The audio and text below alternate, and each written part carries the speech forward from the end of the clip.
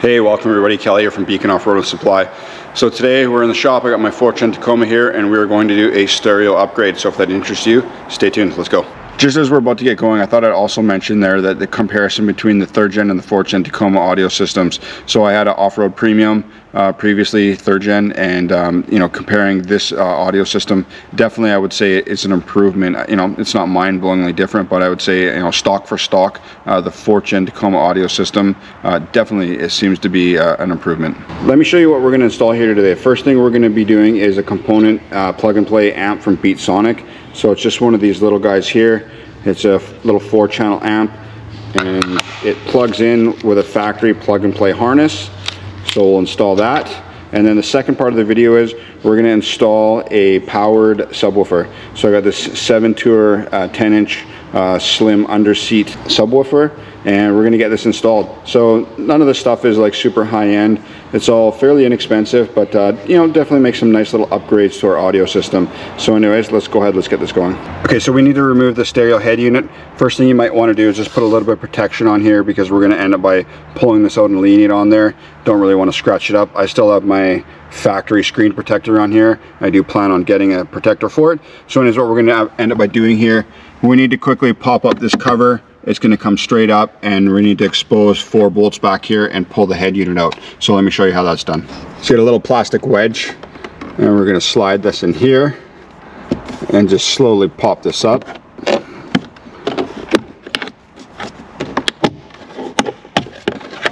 And you can kind of pull it in this upward motion, and that is out. We've now exposed 4 10 mils there and there.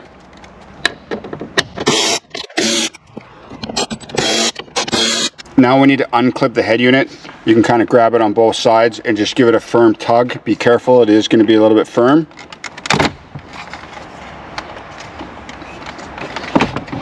And there it comes out. Now this is fairly foolproof for the most part. What I like to use myself is a little screwdriver. You can squeeze these, but I find just poking in with a little screwdriver, it helps. These two, we're going to take out just to gain a little bit of access to this plug here. So we can just apply a little bit of pressure there into the clip and pop those out of the way. So this black one here we need to undo. He's a little bit tricky, this guy, I think, but we kind of push and get rid of that guy. And then the next one we're going to need is this gray one right here. There we go. So they made this really simple. It's fairly plug and play. The gray one we disconnected. This will be the jumper. This will go back into the head unit. This is where your wiring harness will plug in. And then the black one we undid. Same thing. One goes, it's a male and female. You can't really get it wrong. And then we are going to add a ground to the side of the radio, but I'll show you that in 2 seconds here. So on the end of this connector, it does say connector location. Connect to leftmost connector. Now they don't mean left facing you. They mean left looking at the back of the deck, which does show this one. So that's technically on your right side when you're standing here. So we will just plug this one back in. Make sure it clicks in. And then our factory plug we will plug in here. Okay, now we'll plug the harness back in here. And then the factory harness plugs into this end here.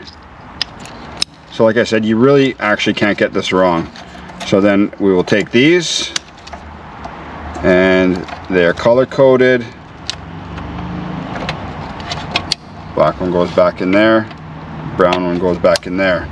I know sometimes wires scare people, but really this is really basic. This is super simple. So what we've done is essentially we've just added the jumper in between here, factory plug, jumper there, and then we've got jumper from there to here, and then this is their harness here. They give you a lot of extra. And then this is the end that is going to go into that little mini amplifier. But first thing what we need to do is take this ground wire right here, and then we just need to secure it to the 8mm or Phillips bolt right there, so it has a ground. I've gone ahead and plugged in the harness end right here, and then on the other end it has the RCAs and the gain controls. So essentially I have this just ran, and it is connected to there. So we have a little bit of harness. We'll have to cinch that up and get it installed. So let me show you into the back behind the radio here.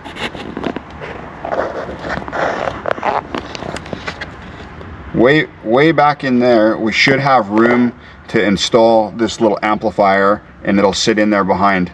You might want to maybe put something around it or zip tie it down or some foam or whatever you think is safe. I don't know how hot the amplifier will get,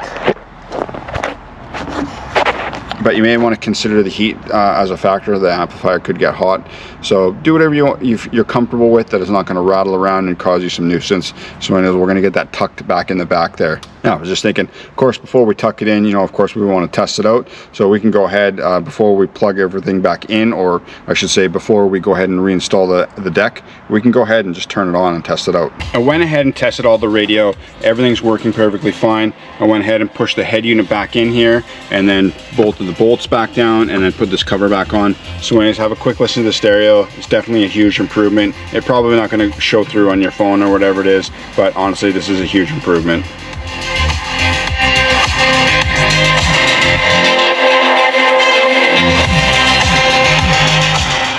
So if you're just doing just the amplifier, I mean, this is it at the end of the video. It's super simple. I mean, you could have this installed in, honestly, probably like 5 or 10 minutes. It's really not hard at all.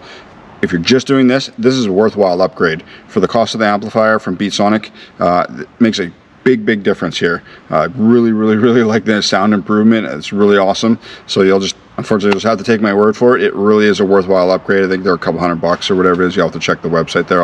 I'll try and leave a link below for the product there. But anyways, I like it.